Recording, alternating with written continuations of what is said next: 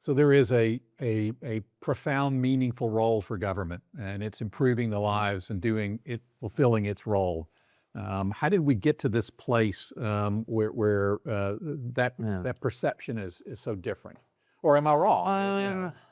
No, I think we're in a very dark, sad place. I remember being a young, stupid kid working in the Clinton White House. The entire world revolved around the nightly news. What was Peter Jennings or Dan Rather? I think at that point Walter Cronkite had retired. What was the lead story at night?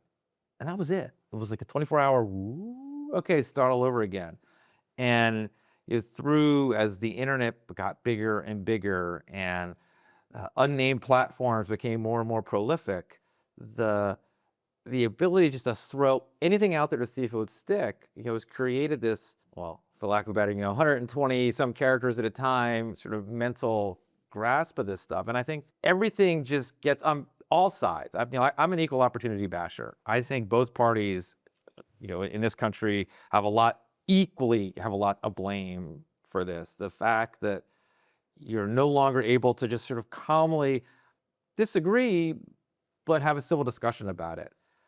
I had the fortunate opportunity when I was, a young guy in the Clinton administration working for General Wesley Clark, who was the Supreme Allied Commander at the time. We were engaged in life-saving peace work in Bosnia during the war there. And, here's a man who wrong side of the tracks, goes to West Point, #1 in his class, Rhodes Scholar, goes to Vietnam, comes home wounded. He spent, his entire life serving the country. I mean, he's after President Clinton, probably, hope he's probably going to watch this and get mad at me, but after President Clinton, the second smartest guy I've ever met. And he is deeply concerned and worried about this inability for us to have this. We don't have to agree on everything. We don't have to be of the same party, but how do we get back to the ability to engage in civil dialogue? And so he's actually started a foundation called Renew America Together. And the entire concept it's partisan. It's meant to be. They want to bring both sides of the table and reprogram people on how to actually have civil discussions and to talk about problems and solve them and not just throw past each other. Well, I think a lot of it is the Roman Colosseum aspect of it, where, because of social media, because of the unnamed platforms, as you would say, because of even like the TikToks and whatnot, there's this Roman Colosseum aspect where it's like, European, in my opinion, we need to go to the center and fight, but only one can survive. Right. And whereas it used to be like, hey, let's come to a table like this, have a conversation, agree to disagree, shake hands, move on. And I think, but also there's that voyeurism aspect where there's I don't know if this is a word, but the sportification of it, Oh, it is. It's the gotcha game. And look, both sides are guilty of it. I think, social media plays a massive role in it. People get lazy. They don't check their facts.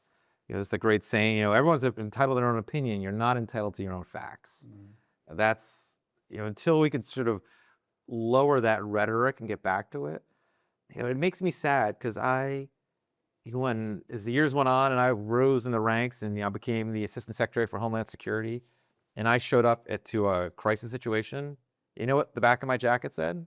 USA. It said DHS. Mm-hmm. It didn't say Democrat. It didn't say Republican. It didn't say gay, it didn't say straight, it didn't say Catholic, it didn't say Jewish. It just said DHS. Look, we were there on people's worst days, and we were there to try to figure out what was going on to make their lives better. And I had the honor of, I'm this big. You made that very nice, flattering comment to me, but I'm realistic. Like, I was like this tiniest little speck of a cog in a much larger machine, and had the honor of serving alongside some of these just names you'll never know. I mean, I met, post the Bin Laden raid, the people that were in these gigantic warehouses sorting through data, people you'll never know, who were the people that figured out, where was Bin Laden? How did we get Bin Laden? I mean, unsung heroes, making $89,000 a year or something, living in, nondescript homes. These are the people that we need to sort of remember that they're not doing it for the glory.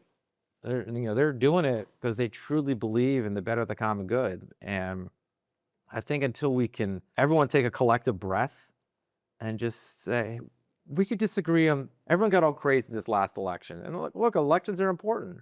Yeah, you pick a person for a reason, and there was a reason Donald Trump won. And yes, he did win. I think the challenge is saying to the victor goes the spoils. We got to get away from that because this is a big country with a lot of really, really big challenging problems. And if we can't re-engage and lower the temperature and solve them, I've got an 18-year-old daughter, and I'm terrified of the world that she's going to inherit. I was at an event last night, and it's interesting, and it had Ambassador Hutchinson and Senator Langford. And one of the things that Senator Langford was saying was, in the outside world, we're all Americans.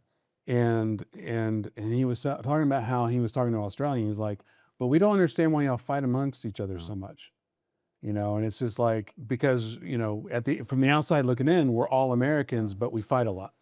And I also heard somewhere else that, other countries wish they had the problems that we have.